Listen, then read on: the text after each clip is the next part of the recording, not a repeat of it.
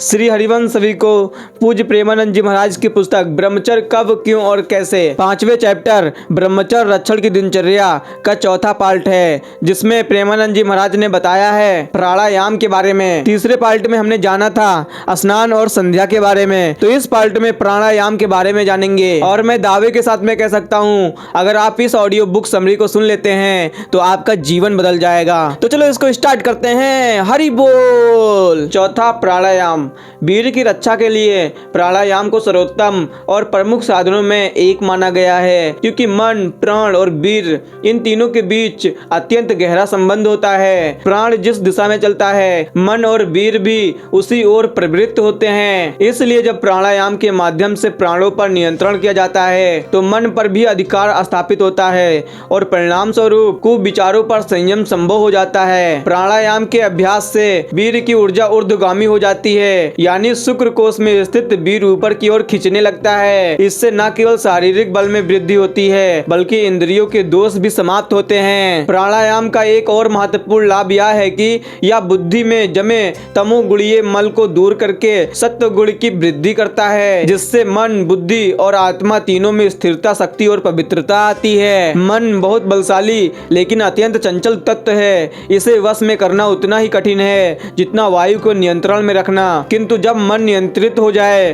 तो साधक अपने अंतिम लक्ष्य तक आसानी से पहुंच सकता है। प्राणायाम की विशेष विधियां वीर को ऊर्ध्वगामी बनाने में सहायक होती है। इनसे श्वास प्रणाली पर नियंत्रण स्थापित होता है, जिसमें फेफड़े प्रमुख भूमिका निभाते हैं। इस तरह प्राणायाम केवल श्वास का अभ्यास न होकर शरीर, मन और वीर तीनों के संतुलित और शुद्धिकरण का श्रेष्ठ साधन है। ब्रह्मचारी को केवल लंगोट बांधकर ही आसन में बैठना चाहिए। विधि: पहले सिद्ध आसन पर बैठ जाएं। उसकी विधि इस प्रकार है कि बाएं पैर की एड़ी अंडकोश और गुदा इंद्रिया के बीच में जो स्थान है उस पर लगाएं। यह वह स्थान है जिसमें वीर वाहक नाड़ियां जाती हैं।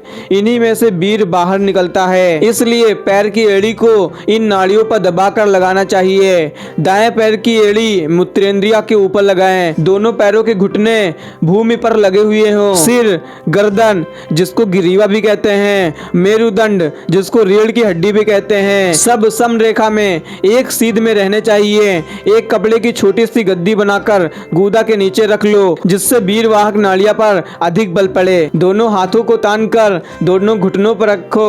शरीर खिंचा हुआ और छाती तनी हुई हो। एक बार पूरा श्वास बाहर निकाल दें। ध्यान रहे सारा श्वास एक ही बार में निकालें, झटके देकर नहीं। श्वास निकलने से पूर्व नाभि के नीचे से मूत्र इंद्रियों को ऊपर की ओर खींचें। जब सारा श्वास हृदय, फेफड़ों और उदर आदि का बाहर निकल जाए तो पेट को अंदर की ओर खींचे रहें। बाहर का श्वास यथाशक्ति बाहर ही रोकें। यह बाह्य कुंभक कहलाता है। धीरे से श्वास छोड़ दें। इस प्रकार पहले बाह्य कुंभक का अभ्यास काफी समय तक करना चाहिए, फिर दूसरे प्राणायाम का अभ्यास यानी अभ्यंतर कुंभक का अभ्यास करना चाहिए।